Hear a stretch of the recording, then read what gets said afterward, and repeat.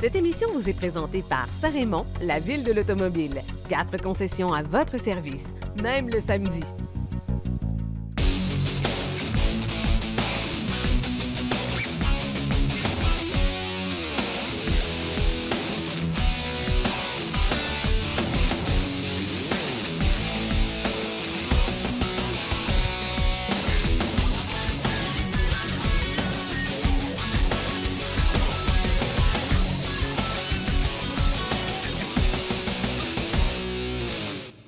Bienvenue à Virage. Aujourd'hui à l'émission, nous allons vous présenter le Hyundai Palisade dans un instant. C'est le véhicule que nous avons ici même en studio.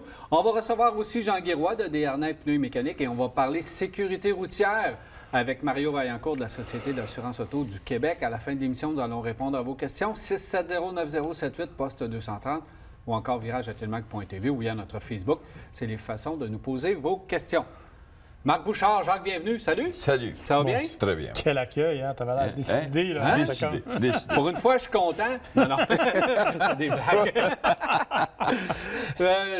J'ai pas parlé de tes nouvelles, Marc, mais on va avoir des nouvelles de l'industrie un petit peu plus tard. Bien sûr, il n'y a pas de problème. Il y en a toujours dans l'industrie automobile. Plein de choses. Mais là, nous avons le Hyundai Palisade. Hyundai Palisade, afin de le positionner un peu dans le marché, c'est un véhicule qu'on a mis un peu plus gros que le Santa Fe qu'on avait du côté de chez Hyundai. Donc, on va avoir un véhicule plus luxueux, de plus grande dimension, évidemment.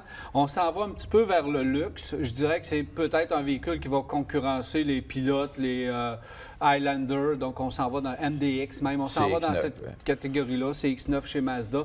Donc, on s'en va un petit peu dans cette direction-là. On a osé, du côté de chez Hyundai, on a osé au niveau du style, on a osé au niveau de l'intérieur. Qu'est-ce que vous en pensez? Moi, j'adore le Palisade. Bon, c'est aussi, il faut le dire, le cousin très, très germain du Kia Telluride. Hein? J'ai un petit faible pour le Kia dans son design. Par contre, tu l'as bien mentionné, le Palisade joue vraiment la carte du luxe plus que celui de Kia. Le look donne cet aspect-là. On sent vraiment quelque chose d'un peu plus sophistiqué dans la silhouette totale. Et assis à l'intérieur, bien évidemment, c'est l'abondance. Tu sais, les Coréens ont tendance à mettre une longue liste d'accessoires. Et vraiment, on n'a pas été négligent du côté de Hyundai avec le Palisade de ce côté-là. Là. Et d'autant plus qu'au niveau des matériaux utilisés, moi, je regarde je suis porté à regarder les sièges, les coutures, comment est-ce que c'est fini, etc. Tous les appliqués, c'est vraiment du haut de gamme. On n'est pas dans rien de moins que ça. Ça, c'est luxueux, c'est beau, c'est agréable d'être assis au volant. Effectivement. Puis c'est un véhicule qui a un bel aménagement intérieur. Je comprends que c'est vraiment... Puis on n'a pas la version la plus luxueuse ici, là, parce qu'on peut avoir des versions très luxueuses qui vont inclure un bloc instrument 100% digital, très moderne, puis avec une définition vraiment remarquable. La console centrale, si on reste pour l'aménagement intérieur, avec l'écran tactile un peu traditionnel, là, ça, il n'y a rien de bonne dimension, mais il n'y a rien de particulier. Mais au niveau de la console flottante centrale, je pense que l'industrie automobile va devoir prendre des notes, regarder comment c'est aménagé, comment c'est bien fait, facile à consulter. J'adore. La roulette ou la molette ou le bouton pour sélectionner les modes 4 roues motrices qui sont là, c'est chic et de bon goût. Là. Au lieu d'avoir les fameux boutons traditionnels avec du plastique, là, on est allé un petit peu plus loin et c'est aussi très, très bien fait, bien aménagé, beaucoup d'espace. C'est un véhicule qui est fait pour faire de la route. Lorsqu'on parle d'une famille qui veut partir, vous avez du rangement tout partout dans le véhicule. On a pensé à tout, les prises USB, les connexions, même pour la 3e rangée.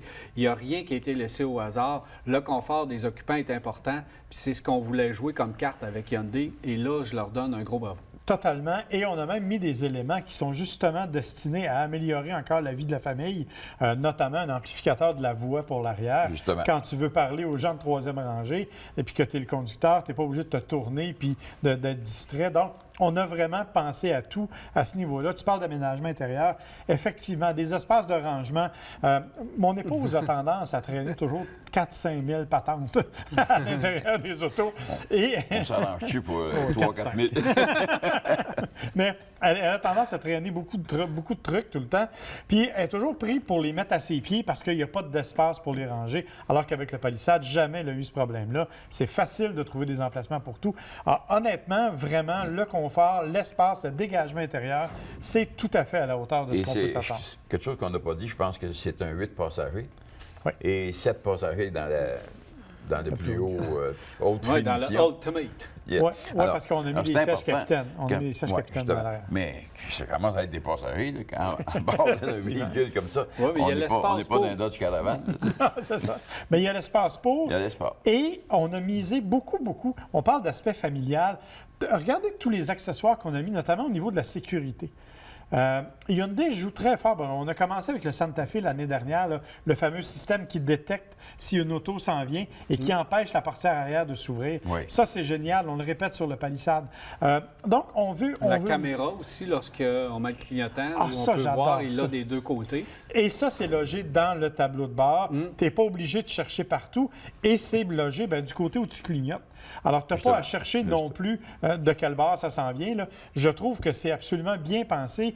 Et comme je l'ai dit, c'est parfait pour un usage quand on est nombreux. Jacques parlait de 8 passagers ou 7 passagers.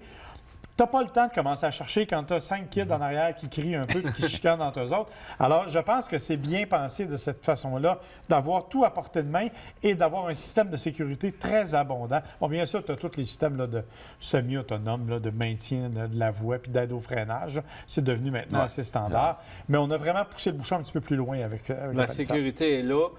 Comme motorisation, on a le 3.8 avec la 8 vitesses, 291 chevaux. Donc, c'est une mécanique connue.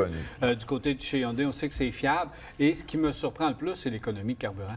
Ouais. Parce que 3.8, on va dire, c'est une grosse cylindrée. Là. Maintenant, la mode, c'est dans les plus petites cylindrées. Sauf que en moyenne, et regardez la dimension du véhicule, je suis à 10,5 litres au 100 km.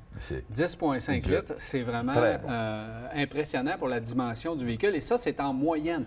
Ouais. Donc, sur l'autoroute, on va diminuer énormément donc, la consommation. La douceur du moteur. Par moment, on dirait qu'il n'y a pas de moteur. Oui, il arrête lorsqu'on est... ça, j'ai compris ce bout-là. Mais le reste, quand on roule, on n'entend pas le moteur, pas de vibration. Donc, on a vraiment l'impression d'être dans un véhicule de luxe. Tu roules, bonne insonorisation. Quand je dis que c'est un véhicule qui est fait pour la route, fait pour faire des voyages, l'insonorisation est exceptionnelle. Et si on joint ça avec l'aménagement intérieur, on a une voiture qui est assez particulière. Dans le marché, je sais que ça part 38 000, 38 000 pour une traction, mais les tractions intégrales, là, moi, je suis allé voir je suis allé me promener dans les cours de concessionnaires. Et j'ai vu 47 000 environ à 52 000 environ au niveau du prix des... La moyenne, oui. La moyenne et la version Ultimate un petit peu plus chère. Mais ça reste que c'est bien positionné au niveau du prix. Ouais. Le défi, d'après moi, il y a quelques personnes qui trouvent le devant un petit peu bizarre et dépenser 50 000. On le voit avec Kia. On a un petit peu de difficulté avec le Stinger, on a un peu de difficulté avec le Telluride, même si, évidemment, il se démarque au niveau design. Ça va être d'asseoir des gens dans le véhicule. Ouais, je trouve pareil. Ouais, mais en fait, le gros problème, il est là. Mais dis-toi qu'on parlait au créneau, on parlait du CX-9. Un CX-9 avec le niveau d'équipement similaire, la signature, c'est au-delà de 50 000 aussi. Mais Mazda a le même défi. Oui. Mazda a le même défi d'embarquer des gens et de faire dépenser 50 000 pour un Mazda. C'est un défi. Faire dépenser 50 000 pour un Hyundai, c'est un défi. Honda vend des pilotes qui sont à peu près l'équivalent. Je viens de faire un voyage, moi, 7 jours au volant d'un pilote, et on est à peu près dans le même tarif. Là. Celui que j'avais valait 52 400. Fait qu'on est à peu près dans le même... Fait que oui, le prix peut sembler important parce qu'on l'accole au nom Hyundai, mais on a un véhicule de qualité qui vaut largement si on le compare à ce qui se passe dans la production. Il faut que tu dépenses plus dans la concurrence pour avoir l'équivalent. Exactement. Donc là, pour le rapport qualité-prix, c'est exceptionnel. Les gens sont portés maintenant davantage à louer un véhicule qu'à l'acheter. Alors, ils achètent un paiement. Et la différence qu'il va y avoir, si tu ne l'aimes pas au bout de 4 ans, tu n'as pas tout perdu. Et selon moi, c'est un véhicule qui va durer, qui est fait pour durer, avec une belle qualité. Puis c'est un manufacturier qui est reconnu pour la qualité de ses produits de longtemps. De plus en plus. Bonne garantie aussi, il faut en parler. Je pense qu'ils ont une bonne garantie aussi. Et tu parlais un détail dont on a passé rapidement, le mariage entre le moteur et la transmission. Le 8 vitesses automatique sur ce modèle-là, elle est transparente, littéralement. On s'en rend pas compte, elle fait un excellent travail. Merci beaucoup, messieurs. On se revoit tout à l'heure. Marc pour les nouvelles, Jacques pour répondre aux questions. Avec plaisir. Alors, restez là. Au retour, on parle de pneus avec Jean Guiroy.